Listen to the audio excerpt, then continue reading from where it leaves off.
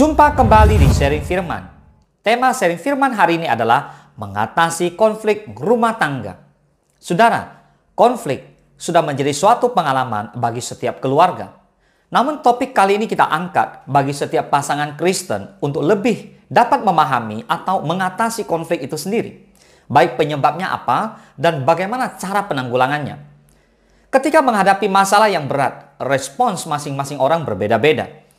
Ada yang tetap semangat dan terus berusaha. Tapi tidak sedikit orang yang mudah sekali menyerah pada keadaan. Karena mereka merasa sudah tidak kuat lagi menanggung beban yang ada.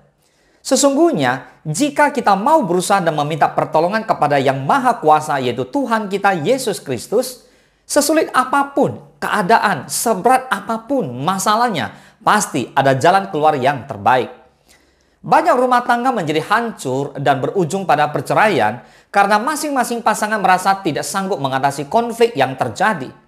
Ada lagi orang yang nekat mencari pertolongan dukun atau paranormal karena ia tidak lagi mau bersabar menantikan Tuhan Yesus bertindak.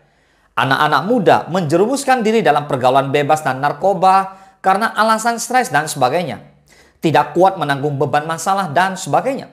So, di dalam keluarga ada suami, istri, dan anak-anak. Suami punya masalah, istri punya masalah, dan anak-anak juga punya masalah.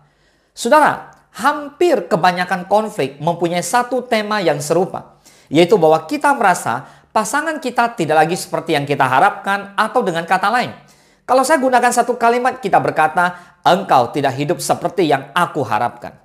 Nah, seyogianya sebelum menikah, suami dan istri mulai membicarakan apa-apa yang diharapkan, sehingga harapan-harapan itu dikomunikasikan dan mulai untuk dicoba dipenuhi. Kalau tidak bisa dipenuhi, ya akan dicoba disesuaikan tentunya. Cara untuk mengatasi konflik yang sudah benar-benar muncul dalam hubungan suami istri adalah kita mesti menyadari bahwa konflik terjadi tatkala harapan berubah menjadi tuntutan. Maksud saya begini, kita mesti mempelajari atau menyadari anatomi konflik itu sendiri. Yang jadi metode penyelesaiannya adalah Galatia 6 ayat pertama.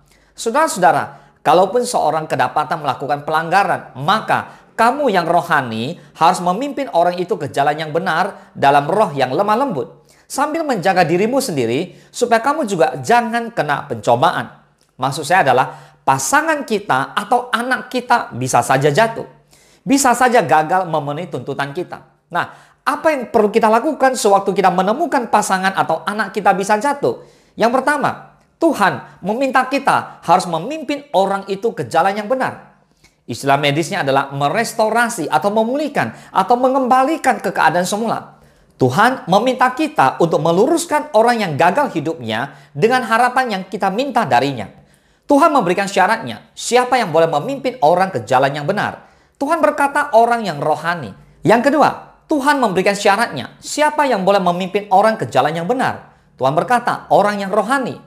Galatia 5, 22 dan 23 berkata, yaitu orang yang mempunyai buah roh, yaitu kasih, sukacita, damai sejahtera, kesabaran, kemurahan, kebaikan, kesetiaan, kelemah lembutan, dan penguasaan diri. Serta ayat ke-25 berkata, jika kita hidup oleh roh, baiklah hidup kita juga dipimpin oleh roh. Jadi, orang yang rohani adalah orang yang hidupnya dipimpin oleh roh. Boleh katakan amin?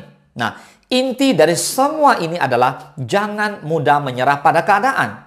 Saudara, sikap mudah menyerah ini tak sepatutnya dilakukan oleh setiap orang percaya. Mengapa? Karena kita punya Tuhan yang hebat. Dia Allah El Shaddai, Tuhan yang Maha Kuasa. Percayalah bahwa tidak ada perkara yang terlalu sulit untuk Tuhan selesaikan. Tangannya terlalu kuat untuk menopang kita. Karena itu tetaplah menaruh pengharapan kepada Tuhan. Amin. Tuhan sanggup membebaskan kita dari segala belenggu permasalahan hidup ini. Orang lain boleh saja berkata, masalahmu terlalu sukar untuk diselesaikan. Suamimu gak akan berubah. Istrimu gak akan berubah. Mana mungkin kamu akan berhasil dan sebagainya. Saudara, jika kita terintimidasi oleh omongan-omongan negatif manusia, kita pasti akan berputus asa dan menyerah kalah. Menyerah berarti kita akan kehilangan kesempatan untuk melihat kuasa Tuhan bekerja. Menyerah berarti kita ini tak mengerti bahwa di balik masalah ada maksud dan rencana Tuhan yang indah. Karena itu, seberat apapun masalah yang kita alami atau sesulit apapun situasinya, tak perlu kita menyalahkan orang lain, menyalahkan keadaan, apalagi marah kepada Tuhan dan bersungguh-sungguh kepadanya. Saudara, tak ada rumah tangga yang dapat capai kemajuan tanpa kerjasama antara suami, istri, dan anak-anaknya yang saling membantu melangkah maju walaupun memerlukan pengorbanan. Bertekun dan bersabarlah. Menanti-nantikan Tuhan adalah kunci untuk mengalami mujizatnya. Karena Tuhan Yesus membuat segala sesuatu indah pada waktunya. Boleh katakan amin.